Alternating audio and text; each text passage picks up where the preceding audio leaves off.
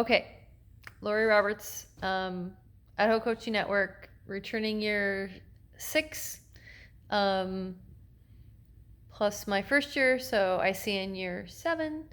Last year I was a big slacker about reflections, and I wanted to not be such a slacker this year. So I decided to try to get started right now, since I have actually gotten to do a couple things in my district. I have had a dream for a long time of doing a keynote address for an ed conference, and I got to do one last spring for Region 4's spring conference for Idaho Coaching Network. But going into that, I just had this feeling that I wanted it to be great. And the truth is, public speaking is a passion of mine, and I know that I can do it, and I love doing it, but I really wanted it to be something that felt like I hadn't phoned it in. So I worked harder than I've ever worked on any public speaking assignment or appointment. That's not the right word, but you know what I mean. It was about 30 minutes long, and I memorized it. I worked and worked and worked to memorize it. Although people have asked, is it really memorized? A lot of it is really memorized. Some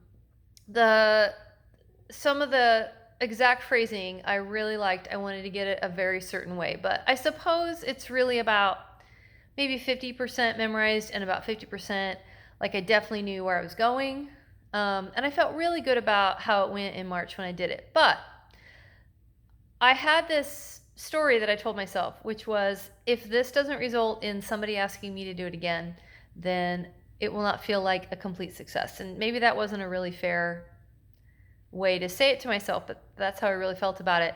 So I actually had a friend, Miss Brandon Bolliard, Coach Brandon, record it for me, audio record it for me, and then I sent it out to a bunch of people, some just friends and family, but I sent it out to people who could possibly ask me to do it, and one of them did. So I got asked to do it at Hillside Junior High in Boise for one of their pre-service days, actually the Friday right before we had students. So I went over to Hillside and I delivered it there again.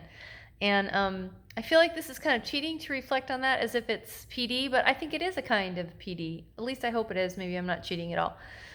I just want to say that I wasn't particularly given a topic when I invented it. I really based it on my classroom mantra, I'm on your side, and I based it on some writing that I did about 6 years ago on a potential teaching memoir that I need to get back to working on, and the idea that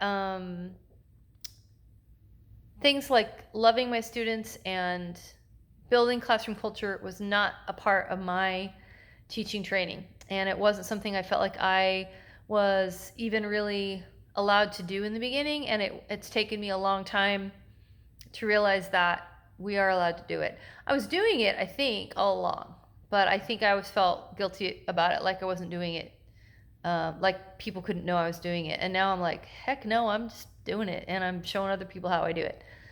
I feel like getting to give this twice and actually practicing it in front of a few other groups has really made me feel like maybe I really do have something to say, and I'm trying to figure out how to turn that into something more. More opportunities to give this keynote or other keynotes, as well as to incorporate the ideas of I'm on your side and radical kindness into a possible book. And I know I want to be doing some other writing, like some blog entries for it as well. So